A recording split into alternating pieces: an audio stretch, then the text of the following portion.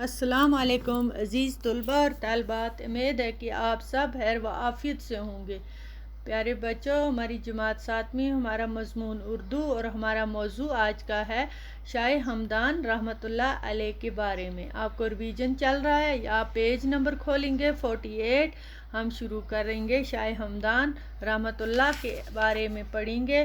ہم نے کل بھی پڑھا کہ شاہ ہمدان نے وادی کشمیر میں اسلام پھیلانے کے لیے کافی محنت کی ہے۔ یہی وجہ ہے کہ یہاں کشمیر میں مسلمانوں کی بہت ساری کثیر تعداد پائی جاتی ہے۔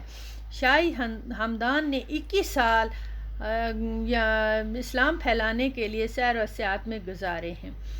انہوں نے بہت سارے ملکوں میں جا کر اسلامی تعلیمات کو عام کرنے میں اہم رول بنایا ہے۔ بچوں، شاہ ہمدان سیاسی افراتفری کی وجہ سے امیر کبیر میر سید علی ہمدان کو چھوڑ کر کشمیر آئے تھے۔ اس وقت تو ہم نے یہاں پڑھا، اس وقت دور حکومت تھی سلطان شہاب الدین کے دور میں آئے تھے کشمیر۔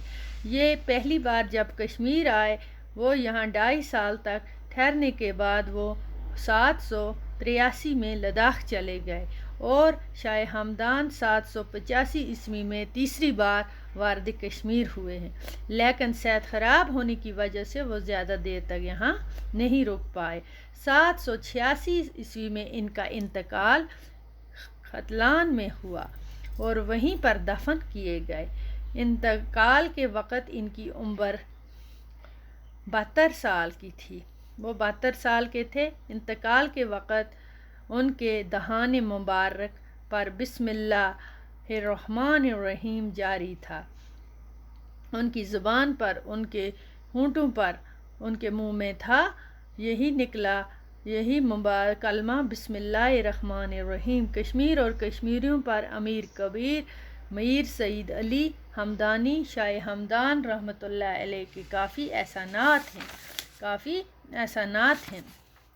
بچوں، سب سے بڑا احسان ہے کہ انہوں نے یہاں کی اکثر آبادی کو اسلام کے دائرے میں شامل کیا۔ تو بچوں، آج اتنا پڑھیں گے۔